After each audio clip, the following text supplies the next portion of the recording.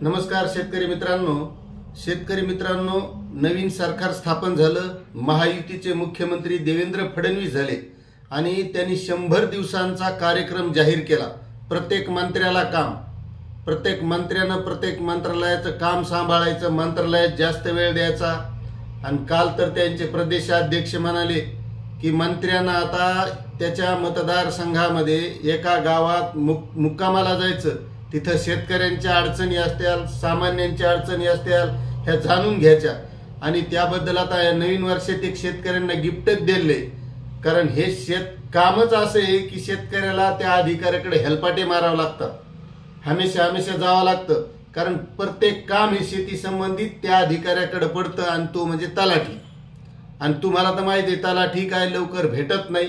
एक तर त्याच्याकडे 4-5 गावाचं ओझं असतं आणि 4-5 गावाचं ओझं असून प्रत्येक शेतकरी जाऊन त्याचं डोकं खातो, त्याला चौकशा करतो, हे काम करायचं ते काम करायचं, म्हणजे असे कामं इतके असतात तलाठ्याकडे।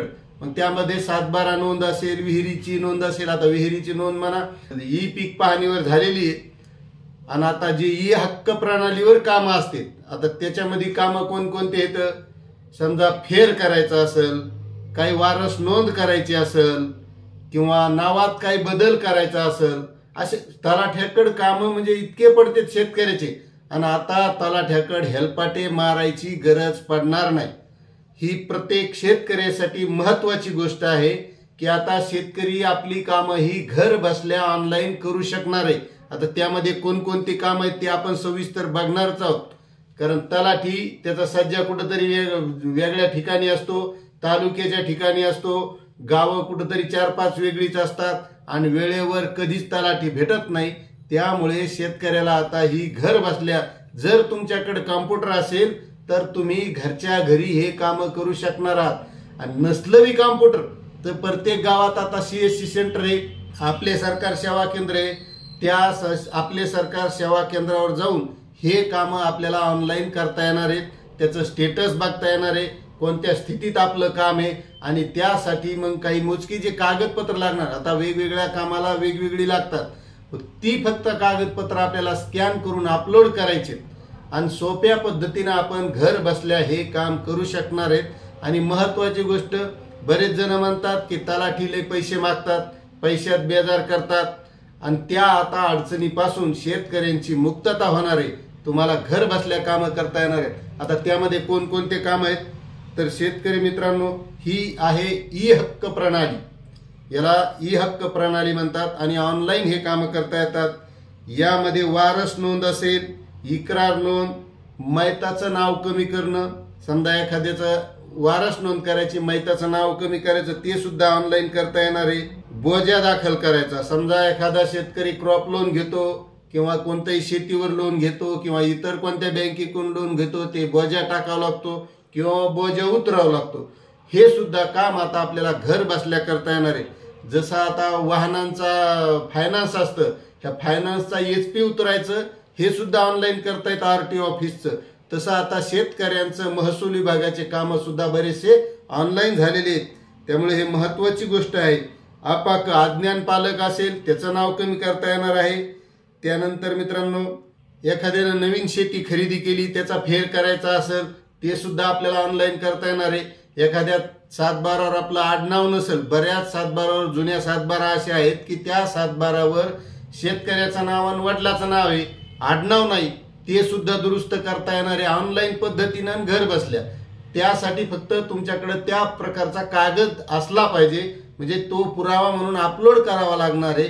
असे बरेचसे कामं आता घर बसल्या आपण ऑनलाईनच्या माध्यमातून करता येणार आहेत, कारण वेळेवर तलाठी भेटत नाही, तलाठ्याकडे 2-2, 4-4 काम धंदा सोडून चक्रा मारावं लागतात, त्याच्यात तो काम लवकर करतो नाही करतो। काही लोक म्हणतात की तलाठी पैसे मागितो, त्यापासून आता ही मुक्त होणार आहे आणि आपल्याला त्याचं घर बसल्या स्टेटस सुद्धा बघता येणार आहे, आपलं काम झालंय का नाही झालंय। त्यामुळे ते आता घर बसल्या आपण हे करू शकता आणि अशी बरीच कामं आहेत।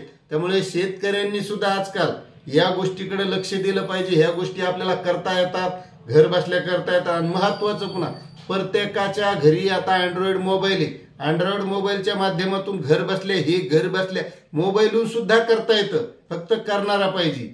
कारण तंत्रज्ञानाचं युग आहे आणि ह्या गोष्टी प्रत्येक शेतकऱ्याला आल्या पाहिजे. महत्त्वाच्या गोष्टी येतं, कारण शेतीचे कामं हे बँकेशी असो, तलाठ्याशी असो, तहसील कार्यालयाशी, कृषी कार्यालयाशी पडतच असतात.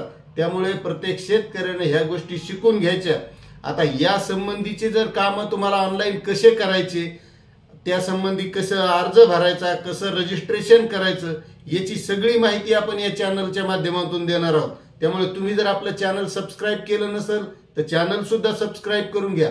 कारण या ई हक्क प्रणालीवर समजा तुम्हाला आता बोजा कमी करायचा, मग आता बोजा कसा कमी करायचा, त्यासाठी अर्ज कसा करायचा, कागदपत्र कोणते लागणार, किंवा एखाद्याला वारस नोंद नोंदवायची, मग या ई हक्क प्रणालीवर रजिस्ट्रेशन कसं करावं लागणार आहे, ही सर्व माहिती आपण या व्हिडिओच्या माध्यमातून, या चॅनलच्या माध्यमातून देणार आहोत.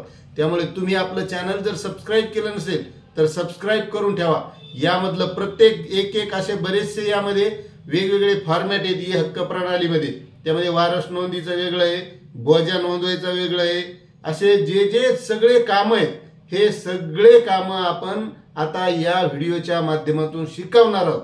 कारण प्रत्येक शेतकऱ्याला या गोष्टी आल्या पाहिजे. शेतकऱ्याचं कोणतंही काम अडकलं नाही पाहिजे, वेळेवर काम झालं पाहिजे, हा आपला महत्वाचा उद्देश आहे. कारण आजकाल तुम्हाला माहिती आहे की प्रत्येकाला काम आहे, वेळ नाहीये, आणि वेळेअभावी समजा आपल्याला तलाठ्याकडे जायचं तर तलाठी लवकर भेटत नाही.